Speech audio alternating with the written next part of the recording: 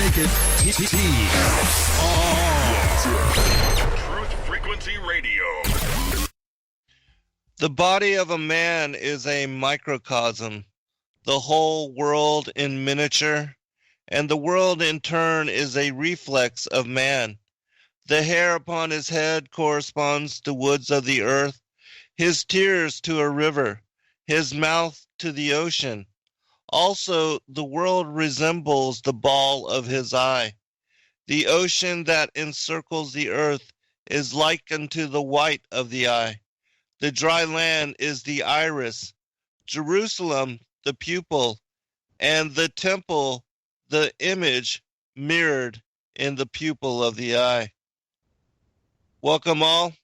I'm your host, Zen Garcia. This is Secrets Revealed, and I thank all of you for taking the time to join us this evening, and I do pray that you are having a blessed new year and that life finds you of good health and well-being.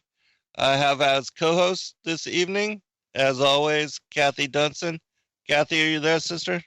Yes, I am, and I wanted to point out that what you just read was from Legends of the Jews.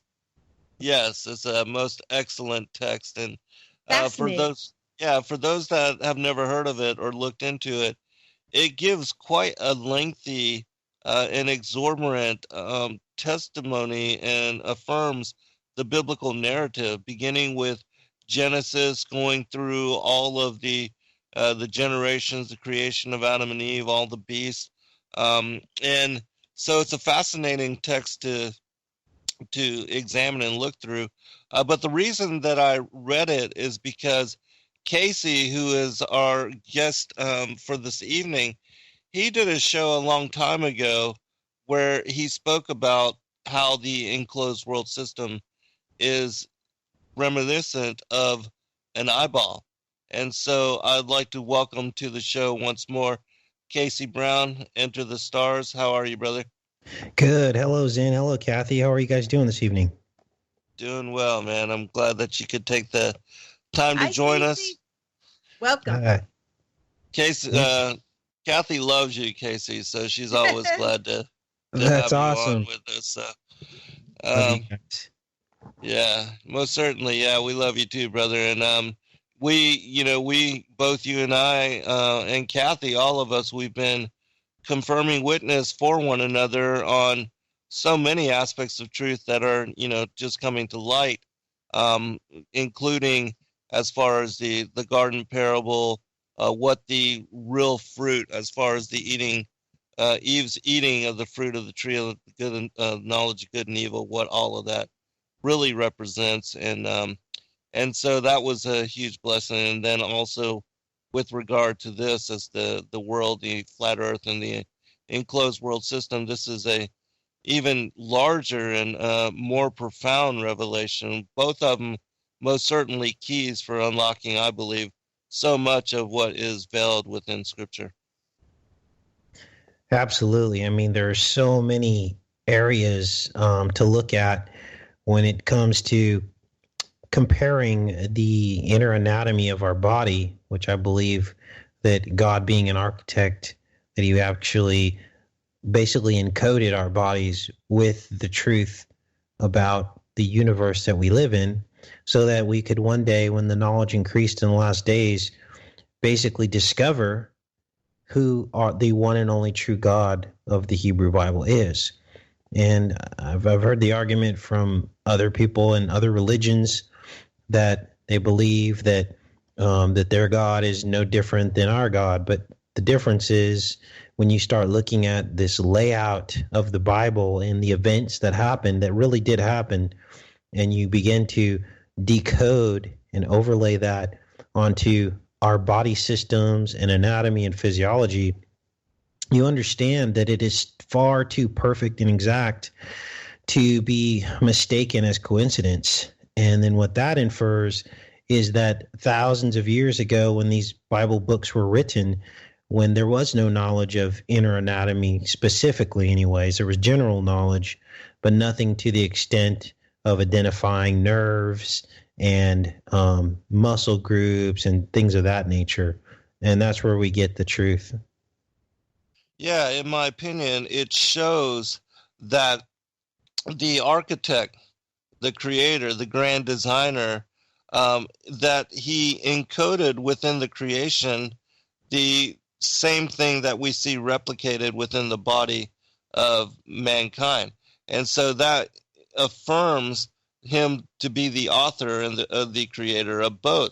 And so we see on the macrocosmic level, the microcosmic, and the earth, which is a union of heaven and hell in the place where both come together, we see this reflected as above, so below, that there's a synchronous, uh, the signature of God is upon all of these things, and it shows that he most certainly is the mastermind, the divine architect, the triunal, the Godhead, that they were responsible for bringing all things into being. And so it's beautiful the way that is reflected, which, for those people that say they don't believe in God and don't see him reflected in the creation, to me, that is just, how can you not see God reflected in all things, in my opinion? Because all of it just shows again, in my opinion, just the divinely inspired nature of the mind of God, so go ahead, Jonas. Absolutely. And this is the perfect show for an atheist. I did have an atheist come on one of my live shows, and I was a little unprepared because I had lost focus in terms of looking within the body, and I was kind of focused on other things on my channel at the time, and I kind of got blindsided. And he basically was trying to prove that there was no God, but because he was saying that Osiris and the ancient stories of the Egyptians predated Christianity and that Christ's story was just a copycat of that. And of course, we know that's not true, but the bread and butter, I think, of the proof of God is in these miraculous overlays of anatomy. And we're going to get really specific tonight. I came prepared. And I'm going to get really specific about some of these discoveries that we made that overlay the human body. And they're basically, you can't dispute them. They're indisputable. Yeah, absolutely. Again, it shows and affirms that God is the author of both, the creator of the human body, as well as that of the creation. But before we do go into it, let me give you a chance to share your website, contact information, where people can go to support your work. And also, are you coming on at regular times? I know you do a lot of shows, and that some you do on the spur of the moment, but are you on a schedule to where people go and find you and support your work, like on on every Friday or whatever? I don't know. You can let us know, though. Yeah, Sundays, usually Sunday mornings or Sunday afternoons, I try to get on. I'm trying a new format to where I'm streaming live through my website. So Awesome. The announcement will come on YouTube. So you'll get the notification. People who come to my YouTube channel, enter the 5T4RZ, enter the stars. You come on YouTube and subscribe to my channel, you'll get a notification. But then at that point, the live chat will happen on my website, which is enterthestars.com, enterthestars.com. And we'll have a live chat there, and also it will stream directly to my website. And then there's all kinds of resources on my website for people to use tools to do research. We also have story posts there. And it's also a way for us to eventually get off of YouTube because there's a lot of censorship going on there right now. So that's the goal. Yeah, I was going to ask you about that, actually, because we are experiencing the same kind of thing. But it seems like they are cracking down on a lot of channels that are bringing forth truth in different aspects and with regard to different topics, and that they are having restructured it in whatever way they're doing. They're most certainly censoring, filtering comments, even not allowing you to have certain keywords in your title.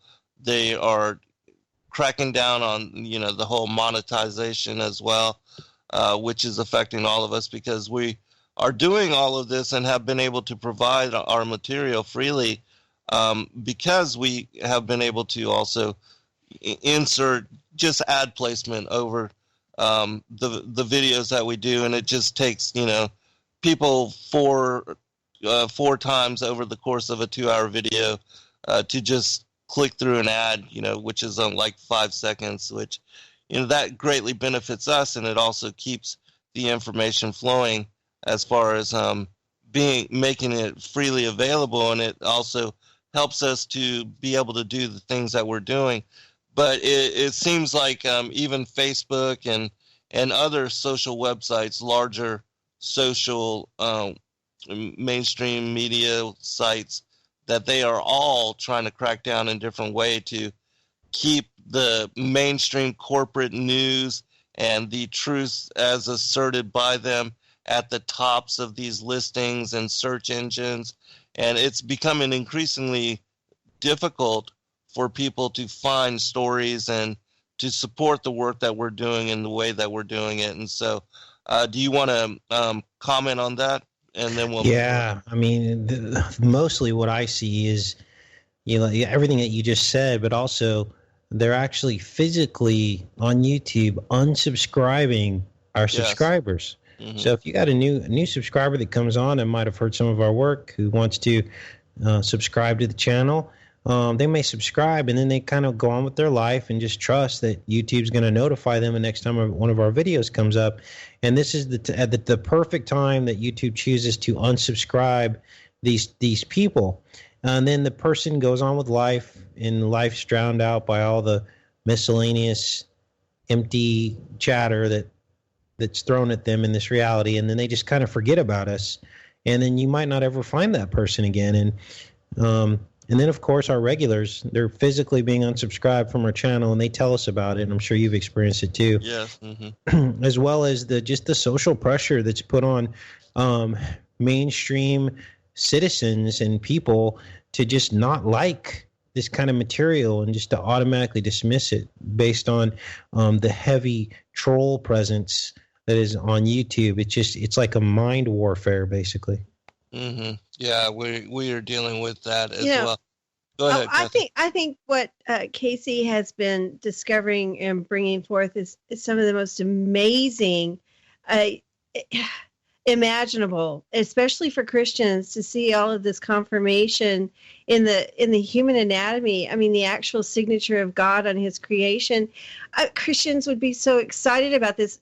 There was such excitement over the laminin, videos discovery. I think it was Louis Giglio who had, I'm pretty sure that he was the one that discovered it. But you've gone to such a deeper level, and it's so amazing. But they just don't know. They can't know. They won't know. And here this is, it just sits. And so I really encourage people to make sure you go to Casey's site and subscribe so you get notices at his site, because it started a few years ago for us on Facebook. I've noticed it's just been kind of a winnowing down. It started with the algorithms, the way they changed that so people wouldn't find you. And, we've dwindled down to just almost nothing, where our followers has, skyrocketed. People like us all the time by the hundreds every week, but no one knows that we're still there. We're just not in people's feeds. So it started for us a couple of years ago, but now it's really on steroids. I mean, people search us out, who are the trolls, and put in comments, and it brings such a dark spirit to the whole thing. And that's what's happening on YouTube. Anything I like, the likes are taken away now. And that's just constant right now. So it's going to a different level. So people really need to be proactive in knowing where to get the information and sharing it with other people, because this is important. This is God getting this message out. He's there. He's in us. In case he's been given this revelation, I'm just really, really so, how did I get to be so lucky to be among all of you? And so thank you. Oh, thanks, Kathy. I appreciate that. We're in the last days, and God basically creates a counterbalance to anything that is evil. And for so long, they've had a heyday, with especially some of these new agers and stuff like that. They take a little bit of the knowledge, of like from the Egyptians, and then they try to say that the Egyptians had this secret knowledge of the brain anatomy, and then they try to basically dismiss the story of Christ.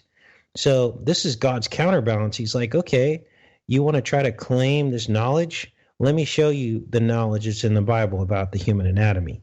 And that's where we're at now. It's an exciting time to be. Yeah, it's absolutely. And I was just going to say, Kathy, you have put forth your effort and have dedicated yourself to Kingdom for quite a number of years. So you deserve to be right here with the rest of us. And so Thank you. yeah, don't put down all your efforts, because you certainly have, done your homework and put forth a lot with regard to assisting the Kingdom and others coming to truth. And you have a unique skill set, just like Casey and our brother Jonathan Kleck. We all have been brought to discernment on similar things and being confirming witnesses for one another in different ways. My whole way that I was brought into discovery of all these things was just by reading and studying all the ancient scriptures from all the extra biblical, everything that's been discovered. You, Casey, have a unique gift to be able to interpret the numerology, the symbolism, the metaphor behind certain things. Jonathan has a gift, a skill set for where he's able to see and decipher different symbolism also in artwork and videos, to understand the language in that way. So we're all brought forth to assist God and serve humanity and his sheep in different ways. But again, we're all being led to similar truth, because truth is truth, and no matter where it is, it underlines all things. And so we're all just recognizing that in different ways. And so it's a huge blessing that, because we are the fig tree generation and we are at the end of days, and we are seeing all of this being poured out on all flesh. And so, that's a huge blessing. But let me give you both each a chance to comment, and then I want to share just really quick 2 questions that have come in. I get a number of them, but just to address a couple things that people were asking about. Go ahead, Casey. Well, I guess maybe we should handle the questions first and then maybe get into some of this anatomy. Yeah, most certainly. Kathy, did you want to comment on anything before Nope, I'm good. Let's go. All right. Well, there were many questions. No, I just did a 3.5-hour show on New Year's Eve about the calendar system with David Carrico, John Pounders, and John Hall. There's been a number of questions that have come in, and because today actually is Sabbath according to God's lunar calendar, which is, it only falls, it switches monthly, and so this month Sabbath will actually fall on Saturday. Next month it will fall on Sundays, and so I'm going to actually address this. And so the Jews are actually right this month, and the Christians will be right next month. But then after that, it will move to falling on Tuesdays for the month of March. But I'm going to just read this really quick. It sums up a few questions that were brought forth, and then I'll cover one other thing, and then we'll move forward. The Hebrew calendar ends with the month of Adar, and whenever necessary, according to the barley feast, Adar 2, as happened last year. Rosh Chodesh Tibet, which is the month that we are in now and which began on New Year's Eve night. As I said on the show, New Year's Eve night was Sabbath, which makes this Saturday Sabbath, January 7th.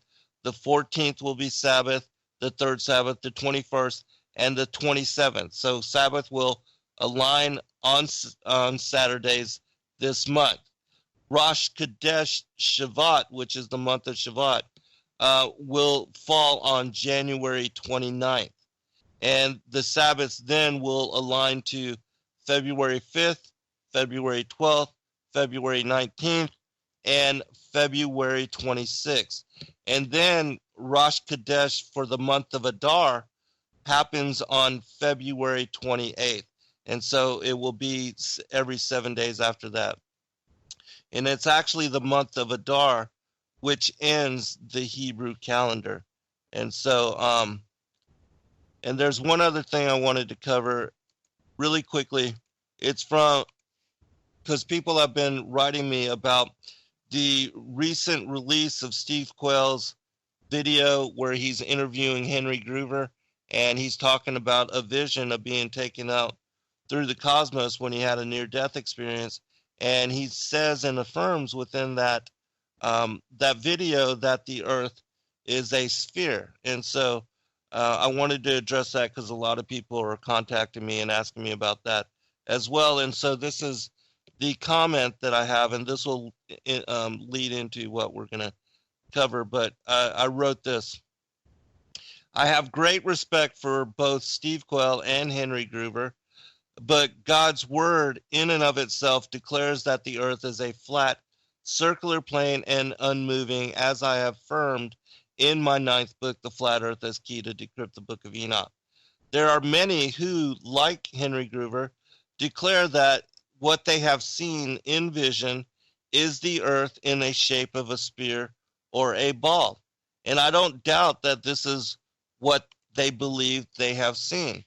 However, my only question is whether our indoctrination and preconceived notions have influence on what we see and how we interpret what we see during vision, as also happens within dreams.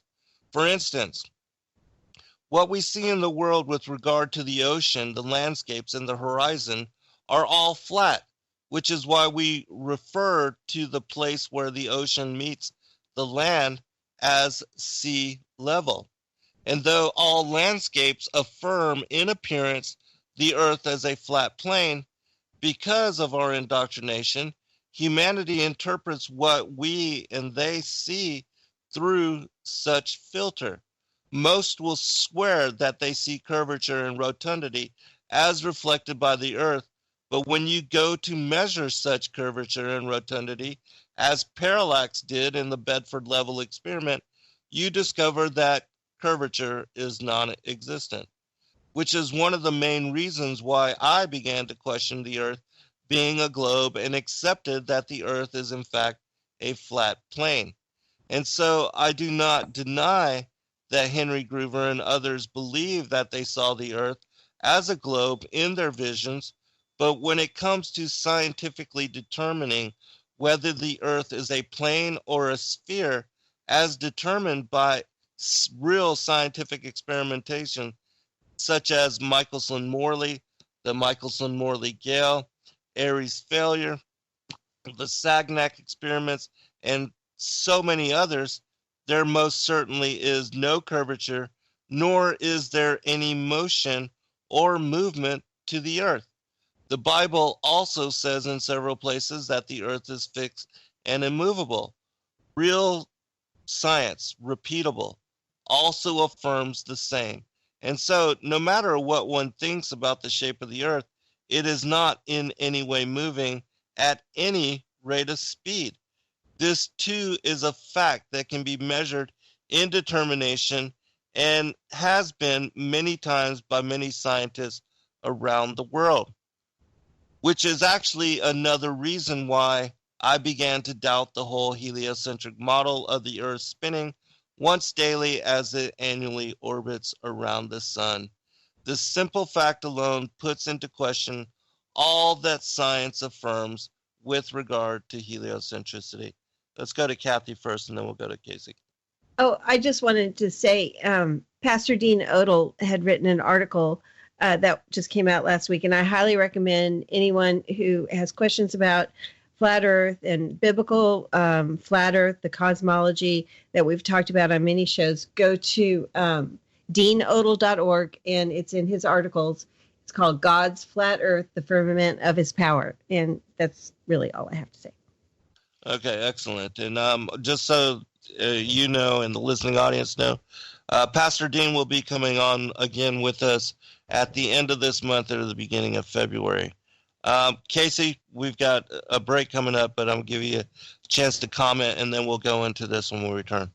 Sure. Yeah, I think in preparation, after people come back for the break, if you do have your computers pulled up, you're going to want to get some anatomy pictures ready, specifically the inner eye and the brain, as we lay out basically the journey from heaven to earth as it's laid out in the human brain.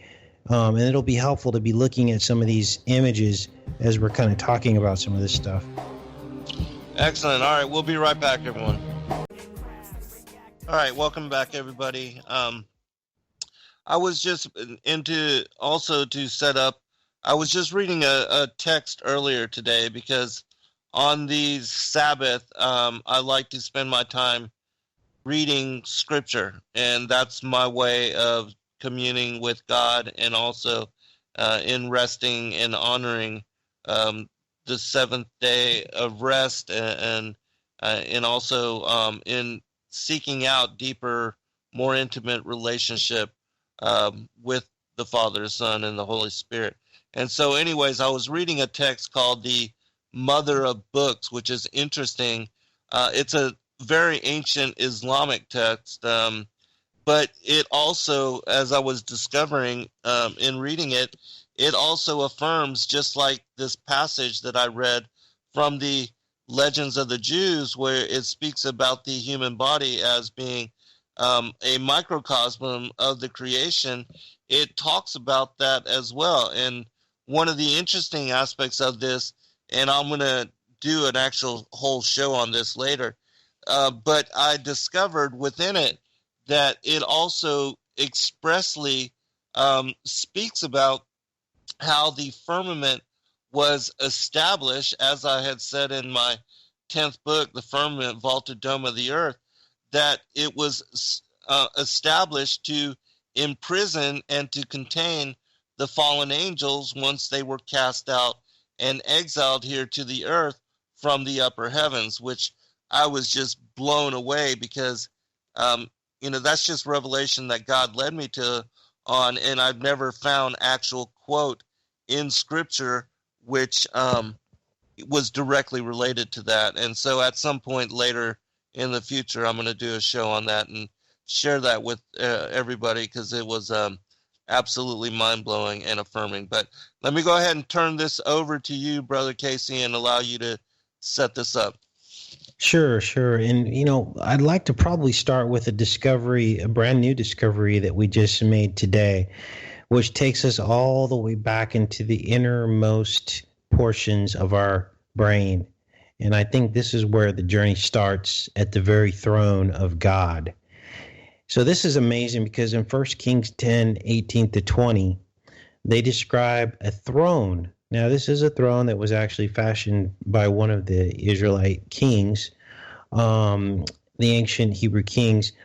And they describe this throne, which I believe they're describing God's throne, because Israel was God's basically kingdom on earth, right? Well, in this passage, it talks about a gold covered ivory throne. And from the sound of it, it almost sounds like this is the gray and white matter of the brain. White matter being inside, being the ivory, and the gold covering the ivory throne being the gray matter, or the outer shell. Now, it also describes in this passage 6 steps that come down from this throne, and I believe that those are the 6 stages of the cerebellum as it leaves the spinal cord. And these 6 steps actually hold the intercranial nerves. Now, there's 12 total intercranial nerves, and if for people that aren't sure what this is, it's a good time to pull up a diagram in Google in images and actually look at the underside of the brain where the spinal cord attaches into the underside of the brain. And what you will very quickly see when you pull up these images is they will tell you the 12 pairs of intracranial nerves. Well, when you look at this upside down image of the brain, it looks like a giant sofa couch.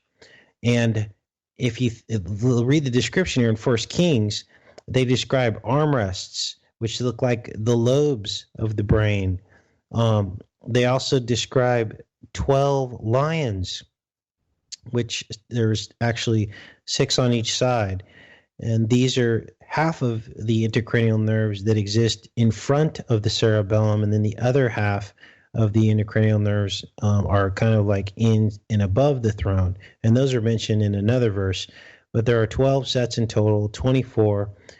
And this is amazing because in this verse, you get to understand what you're pretty much looking at. The lions become the nerves. Now, in The Wizard of Oz, the lion talks about if I only had a brain, and he says there's a song called about nerves, if I only had the nerve. And so now we begin to associate these lions to nerves, which makes sense because nerves carry energy, power, impulses, right, of electricity.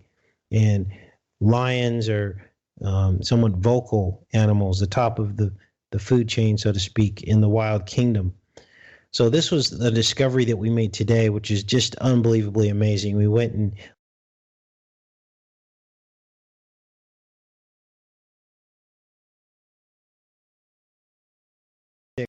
one to 3, and we get the other set of, because remember, there's 12 sets altogether, and so that's 24 total.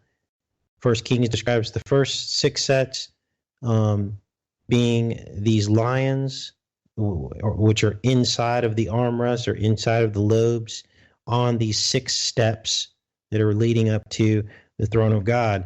But then the story continues in Isaiah because it says someone saw the Lord sitting on a throne. I think it was Uzziah, or maybe it was Isaiah. And it says, and so if you look at the underside of the brain, you see that it also describes the robe which filled the temple. And you look at the cerebellum, and it almost looks like a robe flowing down into the central portion of the brain. Okay, it's like streaming down. And there's a section of the brain called the pons, which looks like the continuation of God's robe. And then it talks about 2 seraphim, and we know there are 2 because it says one speaks to the other. And it says that the seraphim were above the throne. And so if you look at this section of the brain, you will see the seraphim, which is basically, you're going to see 2 that are attached, 2 of these nerves that are attached to the face of the medulla, which would be like the face of God. And it says in the scripture that 2 wings cover the face. It says that 2 wings cover the feet, and 2 wings are flying of the seraphim that are over above the throne of God. And this is the exact anatomy that you see in the brain with these nerves. So you actually see the seraphim flying over the face of God. Now, for some people that don't understand this, there's actually a Bible verse where I think it was Jacob said he saw the face of God, and he was in a place called Peniel. Well, the place called Peniel, I believe, is the pineal gland. And if you're standing in that position where the pineal gland is, and you look back at the brain, you see God sitting in his throne, which is the brain inverted with the cerebellum sitting inside of it. So this is pretty amazing. There are exactly 3 pairs of nerves entering that part of the brain, which sound just like the 3 sets of wings of the seraphim in Isaiah 6:1-3. Now, as we leave the brain, we then enter into the visual pathway of light. Okay, and this is where things get really interesting, because as light enters your eyes, it regulates different functions of the body, specifically the pineal gland and the dance between serotonin and melatonin in your pineal gland, because your pineal gland regulates that. Well, when light is shut off from your eyes, melatonin is released. It's all regulated by light. And at that point, you become sleepy. That's the effect that melatonin has on your body. So there's this dance between melatonin and serotonin. Serotonin is your waking hours. Melatonin is your sleeping hours. And so I believe that that is the land of milk and honey. And specifically, when we see Jesus at the pineal position where the optic nerves cross in your brain, okay, that's where Jesus would have been between the two eyes. Well, he was crucified in a place called Golgotha, which means place of the skull. So your two eyes are in your skull. And near him at the crucifixion were the two thieves. I believe those are the two eyes. And he turned to one thief before he died, and he said, "You will be with me in paradise." Why? Because the thief, even though he was a thief his whole life, finally believed in the Lord Jesus Christ, and therefore he was saved. Now this goes deep because I just described to you that the thieves at the crucifixion were God's, or were the eyes, right, in your head, but in the only one eye would be saved. Well, Jesus said that if your right eye causes you to sin, gouge it out. Okay. He also said if your right hand causes you to sin, to cut it off. He also says cast your net to the right side. We also know that Jesus was going to be at the right hand of God. Okay. I was just reading about right brain people, and what they said is the people that are right brain thinkers think that there's going to be a savior that's going to save them. And I think if we believe in that, then we're on the right side of the right brain, because I believe in a savior, and I don't think that's a bad thing. Yeah, most certainly. I don't either. And it actually, there's a book called The Gospel of Nicodemus where I read and had shared in a show that I did just recently on the two witnesses of a Revelation 11. But when Adam and all of his ancestors were taken up from the bondage of Sheol, because when Christ died on the cross, the 3 days that he was separated from his body, he went down into Sheol, broke open the gates of iron, the doors of brass, and freed Adam and the patriarchs and took him up to paradise, turned him over to the archangel Michael. They were baptized in the Arturian lake and then allowed to enter into New Jerusalem as the city of God, which is located in the third heaven. That this is also the place from which Adam and Eve were tending the garden of God before they were tempted and fell and then were cast out and exiled here to the earth, where the fallen angels had already been cast out too, the rebel angels. But anyways, before they were taken up into paradise as the first fruits of the resurrected dead, Enoch and Elijah saw the thief that had died on the cross, and they were questioning him because he looked like a criminal.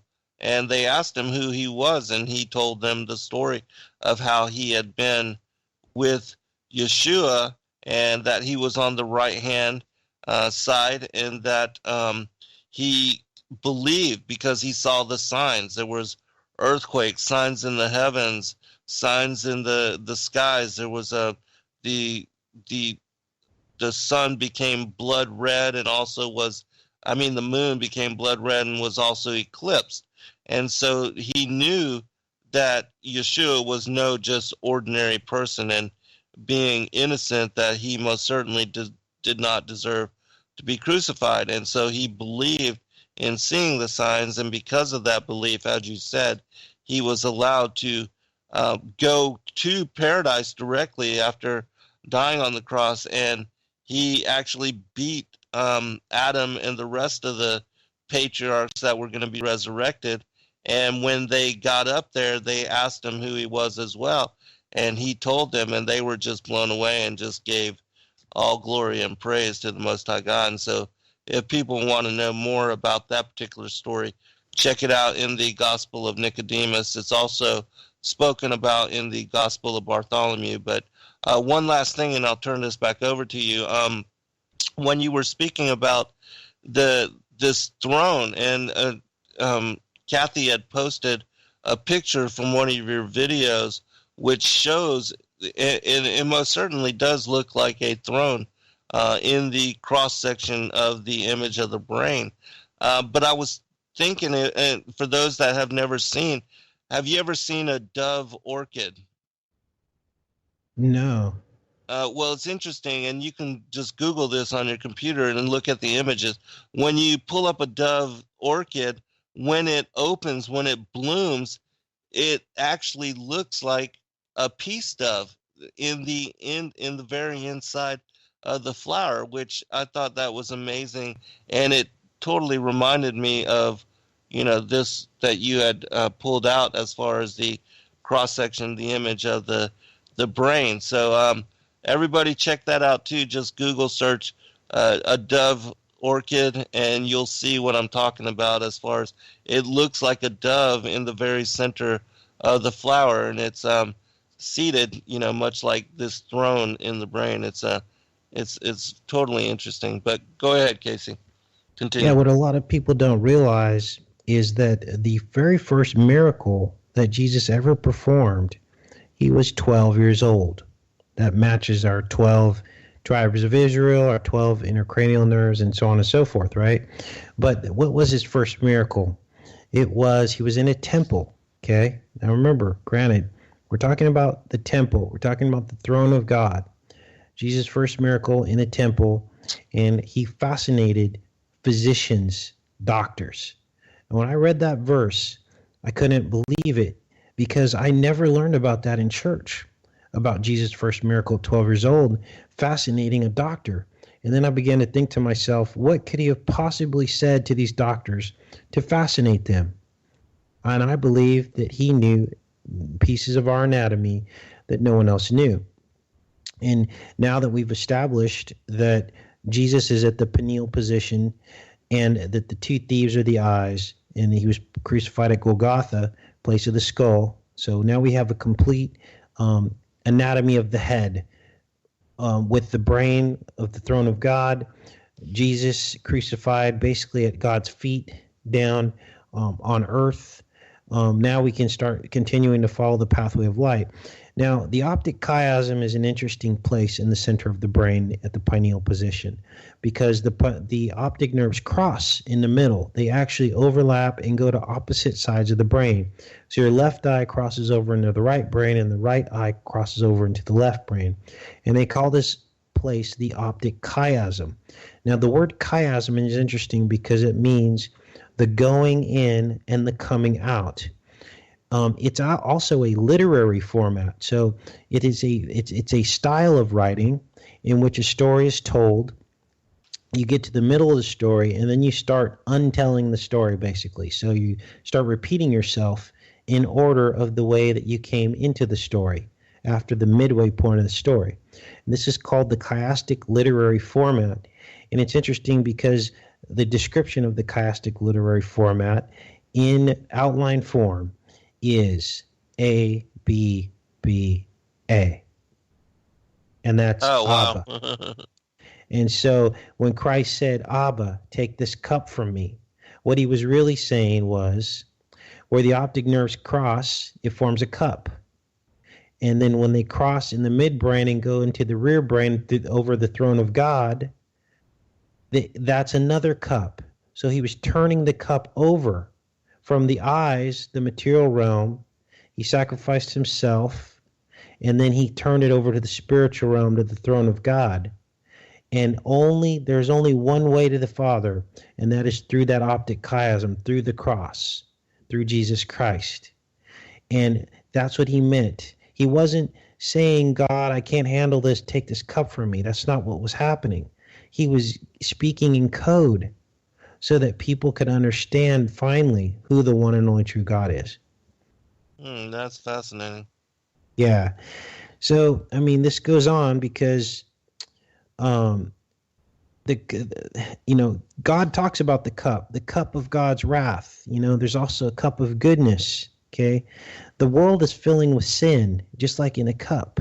Okay, it's all the material realm where your eyes converge into the optic chiasm. It's like the cup, and it's filling up with sin. Okay. Now, when these optic nerves reach the middle of the brain and radiate back out, they radiate into this like array, and it's I forget the actual name of it, but you can look it up in anatomy books, and it's almost like the many rooms of God's mansion. You know, he talks about there are many rooms for you.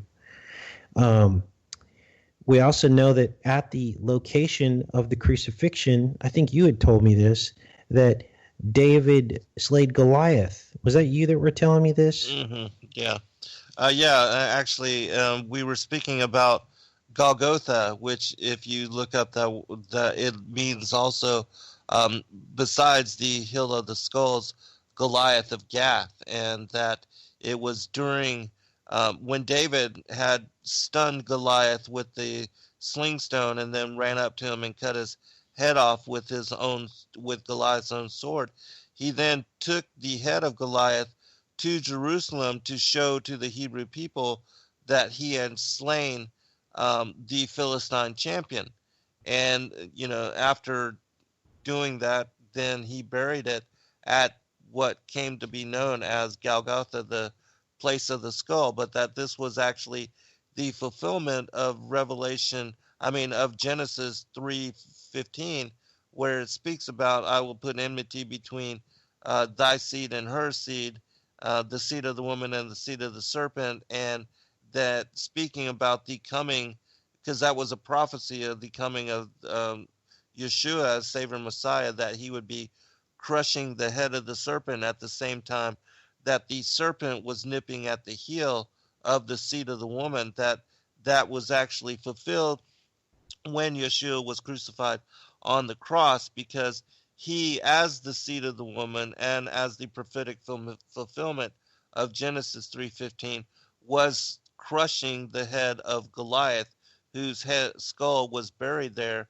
on Golgotha. And we know that Goliath, as a six-fingered, six-toed giant, hybrid giant, that he was in fact one of the seed of the serpent. And Exactly. So that all was fulfilled then. He's from a long bloodline of Nephilim post-flood. Yes. And to add more details to this, what David did is he picked up 5 smooth stones.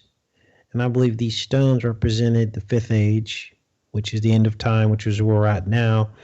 And he struck Goliath with a stone in the pineal position, Mm-hmm. which is Also, where Goliath had 4 other brothers too. So, he could have took out all of them if he needed to. But Right. Please continue, yeah. Yeah, struck him in the pineal position, and then millennia later, I don't know, I think it might have been 14, and 14 generations from Abraham to Christ. Was that it? I think this is what the Bible says. Anyway, Christ would be crucified after in the same location, in that single central position. So it was basically Christ demonstrating dominion and power over sin, just as David did. And of course, David and Christ were from the same bloodlines. Right. So that's pretty amazing. Yeah, Now, all of that is amazing. Yeah, now this is amazing because everything is coded. People ask, did these events really happen? Absolutely, they happened. But all these people were following instructions from God, the Most High. They had to have faith. That's why we should never question what God asks us to do, because we could be acting out some future event that is going to prove validity to God and verify the Most High. And so that's what these Bible patriarchs did. They followed God's instructions, and in living their lives, they acted out what we now read in the Bible so that we can know who the one and only true God is. Other verses talk about the footstool of God, and this is where we travel from the optic nerves. We're following the pathway of light, and it goes down into the backs of the eyeball. So if you guys are on computers, pull up the anatomy of the human eye, and you'll see how the optic nerve plugs in to the back of the eyeballs. But also you have 4 muscles plugging into the back of these eyes. And I believe those are the four angels at the four corners of the earth. They also become the four legs of the footstool of God sitting upon the earth. And now we can look at the eye as the actual shape of the universe, with looking back from the optic nerve in through the front of the eye, we see the lens of the eye. And I believe we are living atop the inner lens of the eye. Now, this is depicted in film, okay, but nobody really saw this as it was playing out in the film The Hunger Games, where they showed Katniss at the end, and they were in this dome, right? And she pulls out her bow, which is an arc, which looks like the hill valley or the curved surface of the hill inside the valley, which is the inner eye, the convex lens. And she pulled back her bow and shot an arrow, which attached to it was a cord. Well, that piece of anatomy is the hyaloid canal. It is a narrow gate. It's basically an artery. It was a former artery before, in utero, before the child was born, and then at that point, it disappeared at birth.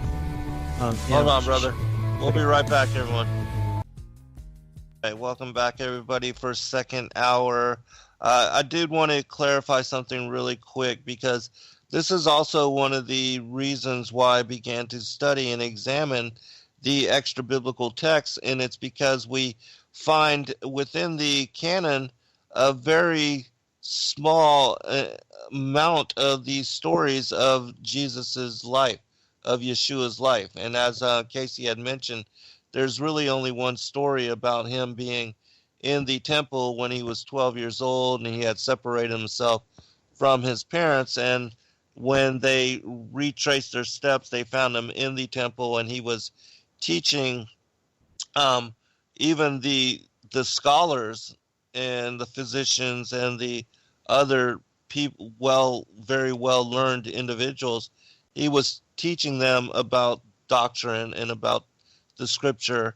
And when you read like the Protevangelion of James, which was written by James, who was the half brother of Christ, or the infancy gospels according to Thomas, who was also the half brother of Yeshua, both of them were Joseph's children from a previous marriage before he became the caretaker of both Mary and Yeshua. And who would know better about the life and the infancy, the story of Mary, than two of his half-brothers, which grew up with him. They were also apostles, became two of the 12 apostles, which were sent out to the world to teach. James also became the first bishop of the Jerusalem church after the establishment of it following the death of Christ. But when you look to and examine and read from these two huge collections of the childhood stories of Christ in his infancy and his early childhood, you learn and you recognize that he was performing miracles even when he was very young, and Mary even healed many other people by either allowing them to use the bathwater that she had bathed Christ within, or allowing them to wear for certain moment, or even just touch his swaddling clothes.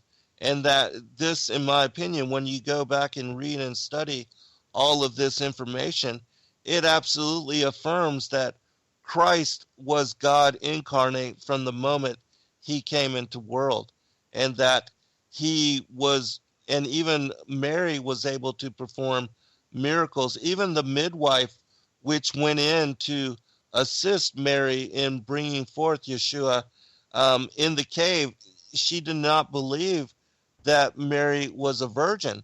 And in the stories, it talks about how she checked, and because of doing so, she was cursed and her arm was withered.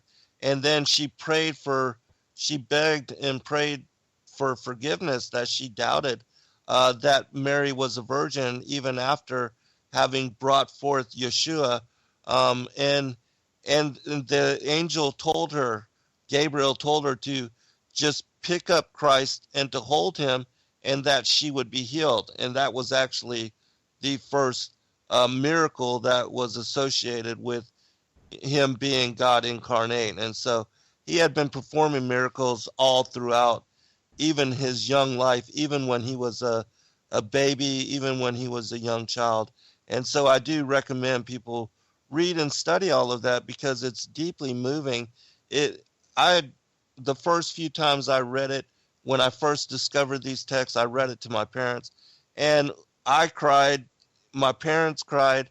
I mean, it's deeply moving. You can't not be moved by the Spirit in reading about the young life and the childhood of our Lord and Savior. And why wouldn't you want to know more about him, you know?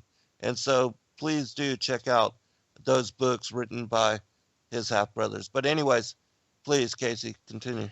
Yeah, you know, we've been confined in our thought by the traditions of men in terms of religious paradigm.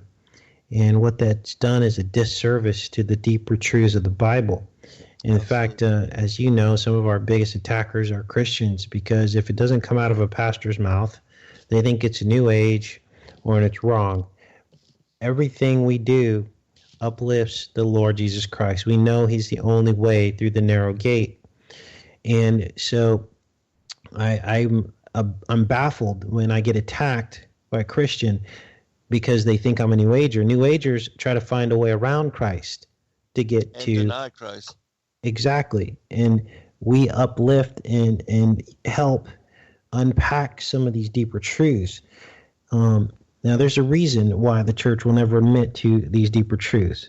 It is because they will have to admit they were wrong. They will have to admit that the Holy Spirit is not working in them because of their iniquities, right, because of them trying to make the material temple instead of promoting the spiritual temple and promoting people having a direct connection with God. But instead they become the God brokers. They're brokers. They're the middleman, which is not necessary, and they know it. But, you know, I want to continue along the lines of this in describing this pathway of light as we started with the brain, went through the center of the brain, and now we're at the backs of the eyes, and we're going to tell you in very fine detail what this center part of your eyes actually represents. There are many verses in the Bible about the eye. Even when Christ said, I am, well, when you look at the Greek word for eye, he was speaking in terms of himself. The Greek word looks like the English word E-Y-E, except the last E in that is rotated. Now, that is not a coincidence that the word I, when he was speaking of himself, looks also like the word eye, like the physical eyeball. That is not an accident. Jesus also talks about the eye is the lamp of the body, and he says that in singular format, not the eyes. He says the eye, singular, is the lamp of the body. And he says if your eye is single, your whole body will be full of light. But then he says, but if, on the same token, if your eye is dark, your whole body will be full of darkness. He was talking about the fight between good and evil, and how evil can overtake us, and that we could be living in the dark eye as well. And that might be, you know, the left side of the brain, which is more like the knowledge, which is the serpent, Ophia. And we're going to get into that probably later as soon as we get through some of this other parts of the anatomy. But, of course, he talks about if your eye causes you to sin, gouge it out.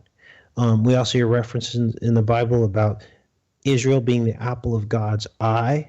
So there are many references that basically suggest that the word eye has a lot more meaning than we originally thought. We also hear the speck in your eye and the beam in your eye. We also hear the narrow and wide gates. And I believe what the wide gate really is the looking out to the material realm rather than looking in. And when you look in, you go through the narrow gate, which is the hyaloid canal. It's a very narrow strip which connected the lens of your eye to the optic nerve. So it goes through the central vitreous humor of the eye, which is, I believe, the Red Sea.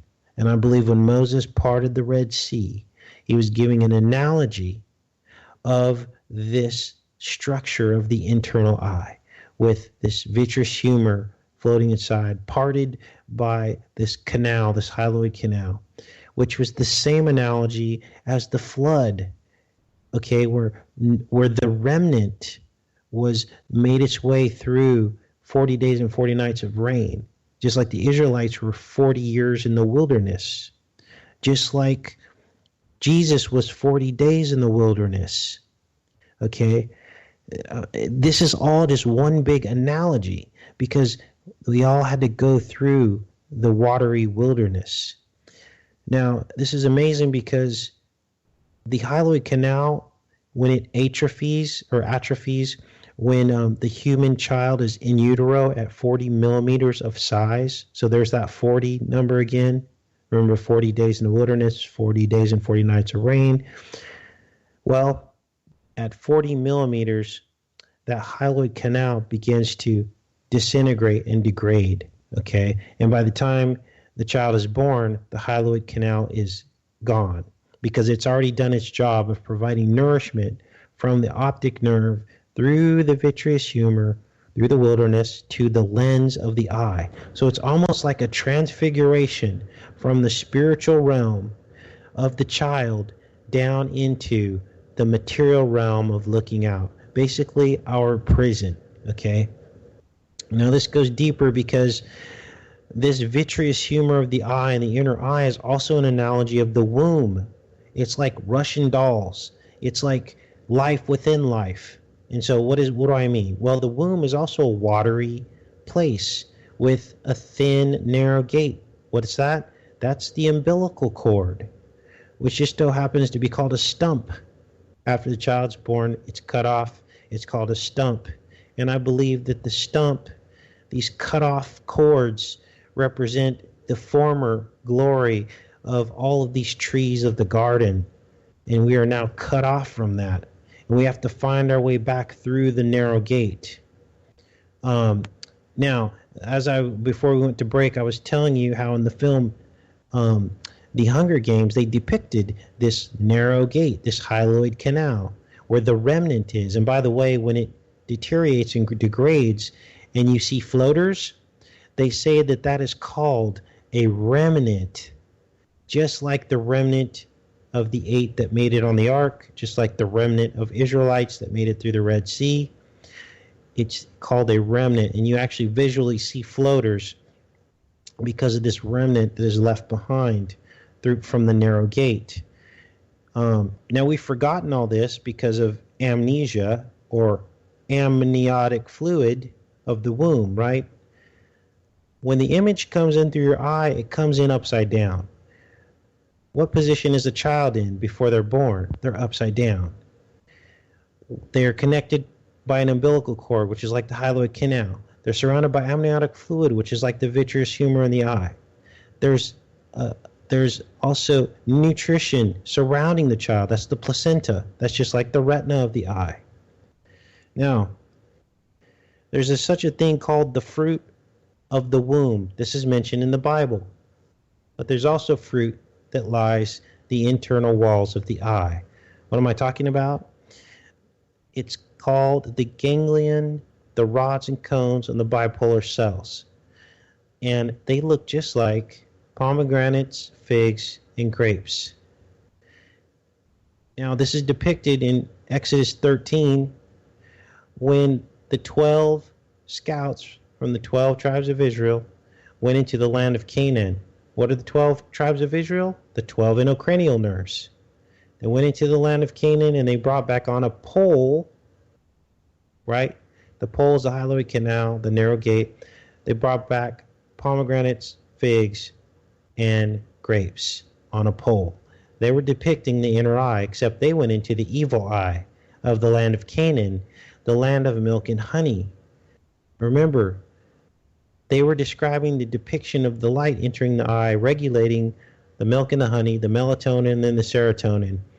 And it just so happens there's a condition called Alice in Wonderland syndrome that on the onset of sleep, as the lights go out and the melatonin starts releasing in your brain, certain individuals have a condition in which everything looks really small. And it's called AIWS, Alice in Wonderland syndrome. Micropsia is the technical term. And it's some kind of chemical reaction as the top part of the brain has these receptors that is receiving this melatonin.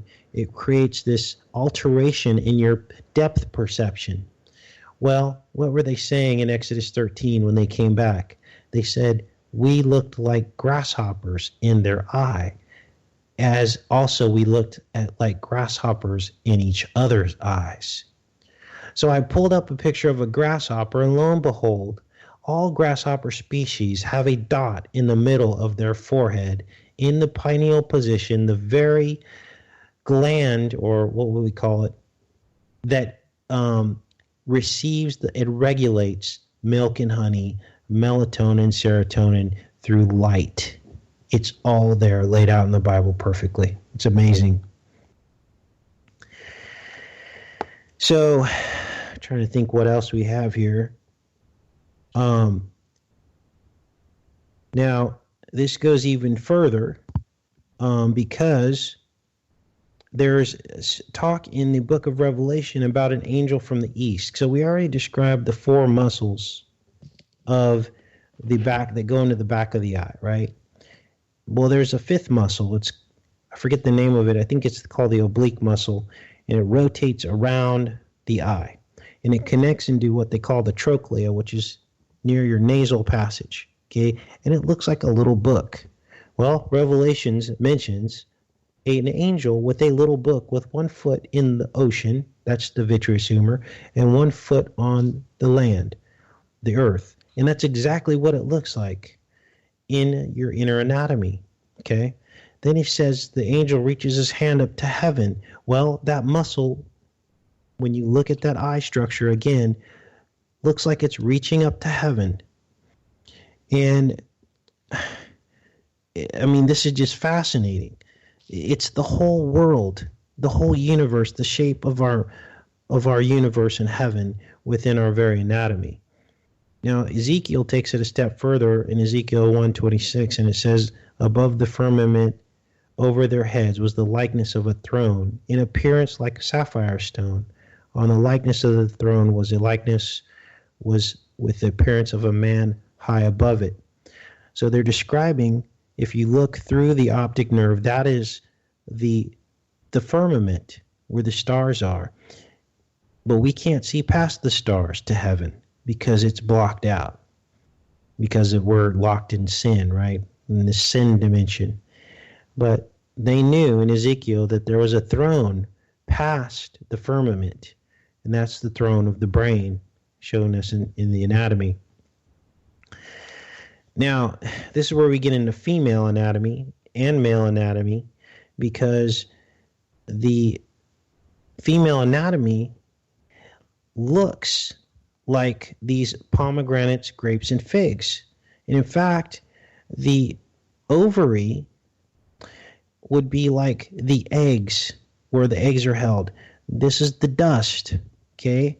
Then you have the fallopian tube, which the word fallopian, you have the word fall, so that's like the fall of man. You also have opium, and the root word for opium is opiate, or it also means knowledge, it means to see, and it means serpent. That root word, ophia, okay? So now we have the fall and the ophia. And I think you had some input on that as well, Zin, about that word on our last show. Right, yeah. Yeah, and it's really sad because we did a show where we covered all this previously, but it ended up disappearing. But anyways, in that show, I spoke about how Ophis means the serpent, and it was the serpent beguiling Eve, which caused them to lose their immortal bright nature. And when they were tempted, when Adam and Eve wanting or Eve wanting to be as God, because Satan promised her Godhead and Godhood to be as a goddess. That's also one of the reasons why she ate. But when they ate, that's when their bodies were transformed into flesh, their genitals appeared, and that's when she was seduced by the serpent. And so all of that, them eating the fruit from the tree of the knowledge of good and evil, that was Eve being tempted. And when they touched and ate of that fruit, that was her actually becoming seduced, beguiled by the serpent, which means wholly seduced, and that's what caused them to lose their immortal bright nature. And she was impregnated with Cain. Adam eating the fruit was him repeating the act with Eve, and that's what resulted in Eve being pregnant with Abel, who was of Adam's seed. And so when they went before judgment, this is also why they hid their genitalia with fig leaves, because previous to that, they were angelic beings. They didn't have genitalia because they had no reason or need to propagate. They were not yet in a fallen state. They were not yet in human form. They did not have, as Casey is describing here, this particular anatomy. And it wasn't until they touched the tree, well, Eve touched the tree, that being transformed in the flesh, again, that's when her genitalia appeared. That's when she was seduced by the serpent, impregnated with Cain. Repeating the act with Adam, she then became pregnant with Abel. And that's why we see in the story, when they hide themselves and God calls them forth, he knew that she was already pregnant, that she had been tempted, and that she had, and that's why in the curses it says that she would bring forth children in pain and sorrow, and that her desire would be for her husband. And this is also why the curse that was levied against the serpent would be that there would be enmity between the seed of the woman and the seed of the serpent, and between thy sons and her sons. And then he was also had his limbs removed and was put on his belly to eat the dust, which we know that the body, the human body, is also made of the dust. It's of the earth. And in my opinion, this is why we see reflected in Satanism the cannibalism that is so prevalent, and the drinking of blood, that's the serpent feeding on the dust. And so all of that is reflected in their losing their immortal bright natures, being transformed into flesh, and then cast out of paradise, because it was to the earth where the rebel angels had already been banished to, that the Adam and Eve, being transformed on the 8th day, they were cast out. After a day of rest, they were cast out, and they were placed here on the earth in a fallen state. And you can read the first book of Adam and Eve for great detail on this transformation and how it took place, because they did not even recognize how to walk, which in my mind means that, they are able, in heaven, we are able to move without physically plodding on our feet, that we can project our will to move forth as we do in our dreams. And that also they weren't and had no recognition of daylight as far as the heat of the sun. They had never experienced darkness. They had never eaten or drank anything as far as their need for water, and also they ate figs as their first meal. But all of that was totally unnatural and weird to them initially when they first were transformed into flesh and cast out. Casey? Right. And as you said, their anatomy was much, much different than it is now. And it seems as though the anatomy encoded not only the curse, but the plan of salvation as we laid out with the optic nerves and the eyes. But continuing on with this female anatomy, you see these finger-like projections, which actually seem to seduce the eggs from the ovaries every 28 days of the cycle, of the woman's cycle. And it literally looks like the serpent consuming the dust, just like the Bible said it would happen, consuming the dust. And as the egg travels down the fallopian tube, it travels through with a mechanism of peristalsis, which is basically the contractions and loosening of muscle to basically seduce the egg down the fallopian tube into the uterus. So here you have the serpent. Now here's what's interesting about the fruit of the womb. The pomegranate has 400 seeds in it. The ovary, the human ovary, has 4,000 seeds, but every cycle, 1,000 seeds are wasted. So the ratio of seeds in a woman's ovary compared to a pomegranate are the same. And that's fascinating because there you have the pomegranate. The fig becomes the uterus. When you do a cross-section of the uterus during its full cycle and you cut a fig open, there is a void which looks almost exactly the same. And then the grapes become the lower genitalia on the vagina and all of that. And there we have our complete 3 sets of fruit. Now, what else happens in this peristalsis? Well, as the egg is consumed, it's the dust, the serpent eating the dust the days of its life, seducing the egg from the ovary every 28 days. We also begin to see... Okay. Hold on. We'll be right back, everyone. All right. Welcome back, everybody, for final segment. I'm going to address a question from the chat room really quick. Melissa asked, do either of you have any proof that pre-fall bodies did not have blood? I got in an argument with someone a while back and wanted some references. David Carrico and I covered this in great detail, and he actually speaks about how it is how the life is in the blood, and that when that previous, even in a spiritual body and spiritual form, that they had bones and flesh, but they were clothed with light, what is referenced as light vesture in the Targum, and also in the first book of Adam and Eve, it is referenced as their spiritual bodies. But yes, it wasn't until they were transformed into flesh that they then had blood, and the life is in the blood. The spirit is carried in the blood, and having a human body, then, having a heart, and the blood carries the oxygen, the breath, which is the spirit, and it carries that throughout the body to feed the spirit, which is inhabited within the body. But as far as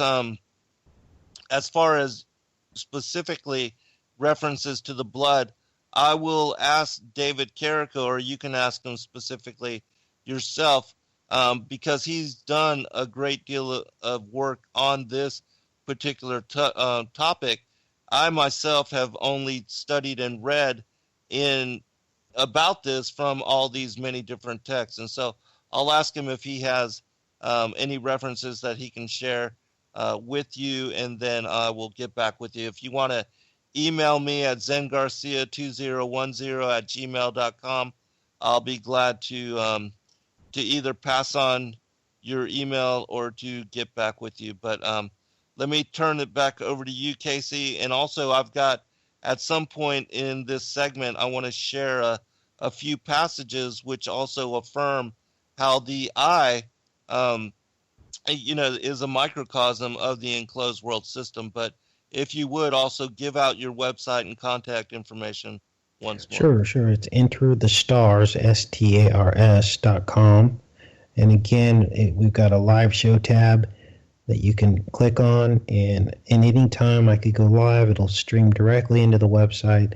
And there's a chat. There's also a map around the world where you can see all the other people that are on the website and get in touch with people. So that's a great resource. So I guess we were talking about the womb and the female anatomy. Now, guys aren't off the hook on this because our anatomy also encodes the curse. The male anatomy is the cobra. It is a serpent. And it has a neck around it like a cobra, which can be circumcised away, which is why I believe the priests, the Hebrew priests, were required to have circumcision, because that represented domination over the curse. In other words, the removing of the ring. And when you look at the surgery of circumcision, it literally removes a ring from around the male anatomy. And this is like the ring of Saturn. So it's domination over time, over Chronos, by removing the ring, which is why God symbolically had men be circumcised, because they were part of the pure bloodline of Christ to come, and they were not cursed by the serpent. And this all fits into all the work you do on the two bloodlines, the enmity between them since the Garden of Eden. This is the main theme of the Bible, yet it's missed in church because they don't want you to know that there's two bloodlines running around on this planet. So this goes deep because now back to the womb in the fruit that we were talking about in the female anatomy. And I was telling you also that the womb is an analogy of the inner eye.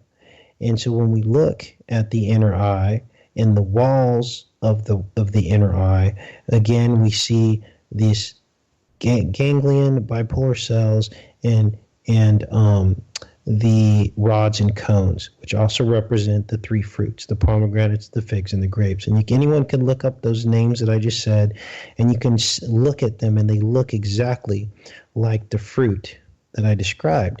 And I believe this is where the garden was. So again, we're standing on the hill valley, the convex lens in the inner eye. We're looking up at the walls of the eye, the inside of the eye, and I believe that the garden that's where the garden was. Now, when you do cross sections of the walls of the inner eye, where this fruit is, you get hexagonal honeycomb matrix. So if you can look that up, cross section of the rods and cones of the eye, and there you get a honeycomb matrix. This is the prison. This was what Katniss was shooting her bow at in the Hunger Games, into this dome, and you saw the same hexagonal honeycomb matrix. We also saw the TV series V that they remade, and the aliens speak from these giant honeycomb matrix images on the bottoms of their ships. They speak down to the people on Earth. This is representing the limits of this enclosed world that we live in. But it's not only above us, it's below us too. Because when you take the same cross section underneath our feet, the convex lens, you get the same hexagonal honeycomb pattern. And where on earth do we see this? We see it at the Devil's Postpile at Mammoth, this same honeycomb matrix pattern coming up out of the earth. We see it in Scotland. It's called the Giant's Causeway.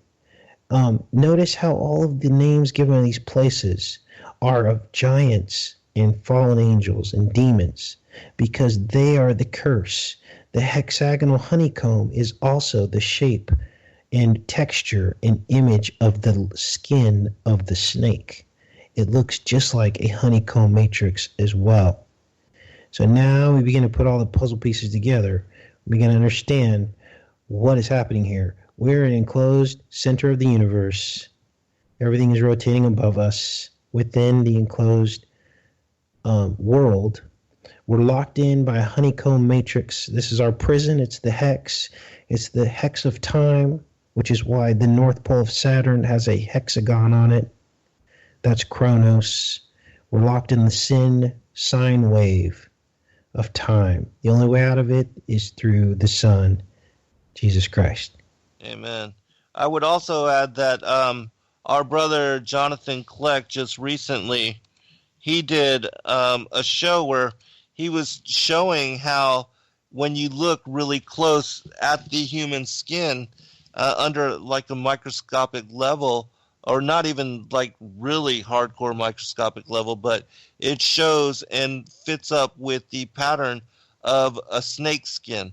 And so he was talking about how our human flesh, our flesh bodies, our flesh suits, that which we inhabit for lifetime, that this is, also like the serpent skin and like the curse of the serpent upon us.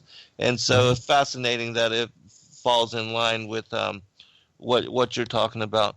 And since we're talking about the enclosed world system, I'm going to share really quick these few verses which affirm what we are talking about. And then I'll get you to comment on this as well, Casey. But it says, in that passage that I read, also the world resembles the ball of his eye, the ocean that encircles the earth like unto the white of the eye. The dry land is the iris, Jerusalem the pupil, and the temple the image mirrored in the pupil of the eye. And so you see that the ocean is one huge, it's not like 7 different oceans as we see portrayed on the globe, but all of the waters of the world are connected together in one uniformity, in one grand, it speaks of this as Oceanus is the name of this one huge cosmic ocean, and that it unites all the waters of the world, even all the rivers, the brooks, the seas, all of the lakes. They all form what is called sea level, which is, the horizontal, the flatness that water assumes when it collects together in pool. And so I'm going to read just a couple of passages which also affirm what we are talking about as far as the shape of the world and how it is a flat plane, and that all the oceans of the world surround the continents as in a ring. The first one is from the Targum rendering of Ecclesiastes chapter 1 verse 7. It says this: all the rivers and springs of water continually flow into the water of the ocean, which surrounds the world like a ring. But the ocean is not filled, and to the place is where the rivers continually flow. They return there in order to flow from the spouts of the deep. Now, also, for those that have followed my work, you know that at the very center of the flat earth plane, at the North Pole, there is what is referenced as a great whirlpool, and that this whirlpool sucks in all the waters of the oceans for 6 hours and then reverses course, and after 6 hours spews them out. And then 6 more hours later, it reverses and will suck in the oceans again, and 6 more hours later, it spews them out. This is what creates the high and low tides on the plane of the earth, is this sucking, this vortex of water being pulled into the interior of the earth and then being expelled in reverse in reverse manner. And it's also, as it's reflected in this passage, it's also spoken about in other passages. I'm going to share 2 more. One is from 1 Clement. It says this: the basin of the bottom of the boundless sea. Now remember, if you look up the word basin, it's like a sink. It's like, your kitchen sink, or like a bathtub, and which is exactly what the earth, as far as the oceans, they are held in a giant basin. All the waters of the deep are gathered together, and the dry land, remember when it appeared, it was elevated above sea level, and that's what made the land to actually be dry. And that's why where the earth and the waters of the deep, of the bottomless deep meet, that's where we have the beaches and even the Antarctic ice wall is part of all this, but that's where sea has its level. All right. The basin of the boundless sea, gathered together by his workmanship into its reservoirs, passeth not the barriers wherewith it is surrounded. Now that's speaking about the Antarctic ice wall, because that is the ring, as it said in the passage that I read previously, that contains all the waters of the deep. But even as he ordered it, so it doeth. For he said, so far shalt thou come, and thy waves shall be broken within thee. The ocean which is impassable for men and the worlds beyond it are directed by the same ordinances of the master. And so you can see that that the Antarctic ice wall is what is the outer edges of this ring, which contain all the waters of the ocean. And one final passage. This is from the second book of Enoch, the book of the secrets of Enoch. It says this: and then I made firm the heavenly circle, and made that the lower water, this is the waters below, which is under heaven, collect itself together into one whole, and that the chaos become dry, and it became so. Out of the waves I created rock, hard and big, and from the rock I piled up the dry, and the dry I called earth, and the midst of the earth I called the abyss. Now that's the vortex, the hole, where Job says in chapter 26, hell is naked beneath. Hell remains naked and open to God. And it's in that place at the North Pole that this vortex, this hole, is located. This is also a passage to the hollow earth, the interior of the earth. I called abyss, that is to say, the bottomless. I collected the sea in one place and bound it together with a yoke. And I said to the sea, behold, I give you your eternal limits, and you shalt not break loose from your component parts. Thus I made fast the firmament. This day I called the first created. And so you can see that all of these references, they're all, some of them extra biblical, of course, but they all affirm the creation as being gathered and established in the same way, that the waters of the below are gathered together in what is a basin, which are the oceans of the world, the land which contains and holds all the water, and then you have the dry land which appears above sea level, that this is where the dry earth is, which we all live and inhabit upon as creatures that live upon the ground, the dry ground. And yeah, the entirety is directly reminiscent and reflective of the I as the enclosed world system, as the microcosm of the enclosed world system. Casey? Yes. And when we start to see things in that fashion, we begin to understand the prison that we're locked in, and that Satan is down here with us. And he cannot break through the firmament. He's stuck here. And this is why NASA has to make up all these stories about deep space and galaxies billions and billions of miles away, and make us feel so small, because then they can come with their deception of alien life. Why? Because there's infinite possibilities of alien life if the universe is infinite and vast, right? So therefore, we'll be willing to accept alien life.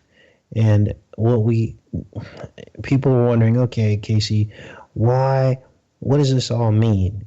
That some of us are serpent blood and some of us are not. Well, there are probably very few of us that do not have the serpent blood. We've been mixed down throughout time. There is probably a pure bloodline, which will coincide with the above of the pure bloodline of Christ. But we don't know who those people are yet. It could be amongst us, but you're saying, okay, well, what hope is there then? The hope is that the blood of the Lamb cleanses your blood, and that's why there had to be a blood sacrifice, because the blood of the Lamb cleanses our blood. This wasn't some sick satanic sacrificial system. This was a sacrificial system out of necessity, because it's the purifying agent of the blood. This is why I said, this is my blood and this is my body. And so he came to save the Jews and the Gentiles through our belief in him. And isn't it interesting that the word Gentiles has tiles in it, which is like the serpent tiles of the skin. They call snakeskin tiles. And isn't it interesting that Jesus healed Saul, his sight? He was blind. Well, how? Because scales, like tiles, fell from Saul's eyes. The very same scales I was describing to you, the inner eye and the lining of the eye and also the lens of the eye. So there's a lot of clues as to the exact nature of the shape of our universe. Yeah, absolutely, which is completely fascinating, because before I had, and I know that this is really new for a lot of people, and that there's a lot of people that haven't even begun to embrace it as possibility, but that many are now being led to this as discernment and revelation of truth. And because of that, all of us are being forced to reconsider all that we thought we knew. And in fact, somebody in the chat room had sent me a link for the flatearthguide.com, where it has connections to many of the shows, even our show, where we covered this as an aspect of truth. But in pulling up the blog, I see that even Michael Tellinger had just recently sent him a letter stating, and I'll read just a really quick short segment of it. After many months of research, I still cannot find any scientifically accepted proof of a physical nature that the Earth is moving through space and that it actually is a ball. Everything I held dear and as an unshakable truth has been shaken to its core and stripped of all credibility. It is more clear than ever before that everything we have been told is a lie. And so even he and anybody that really does the research, I mean, it is conclusive. The Earth is not moving in any way, shape, or form at any rate or velocity. It's not spinning once daily in order to create the sunrise and sunset, but it is the sun moving in circle above the face of the earth, as described in the book of Enoch and many other places, as I've shared in many different verses, that creates it leaving and entering our line of sight. And that what we see as it coming as far as sunrise and then leaving our sight as sunset is simply it reaching the vanishing point. And that all things, when they leave and they reach the vanishing point and leave our eyesight, they converge with the horizon and seem to disappear beneath or merge with it. And so all of that is just, you have to just understand its true workings in a different way. I'll read one final passage and then I'll get you to comment.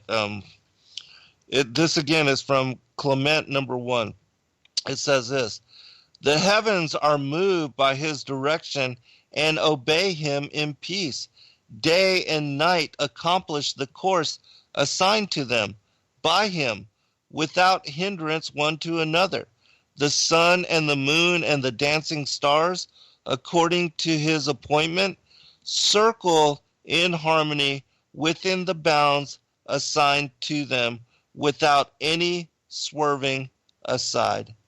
And again, as I explained, when we see the sun rising in the morning, that is it entering our perspective, our field of view. That's what brings us the day.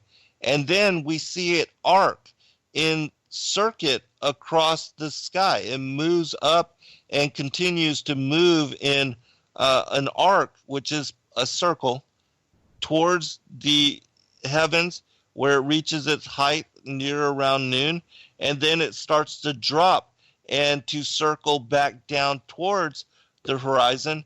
And at sunset, it leaves our field of view and actually continues to move in circle around the rest of the flat circular plane of the earth. And it is bringing day, because when we see it sunset here, that is sunrise for somebody else. And it just continues to, as it enters into the field of illumination, into the field of view of other people on the circular earth plane, that's what creates sunrise.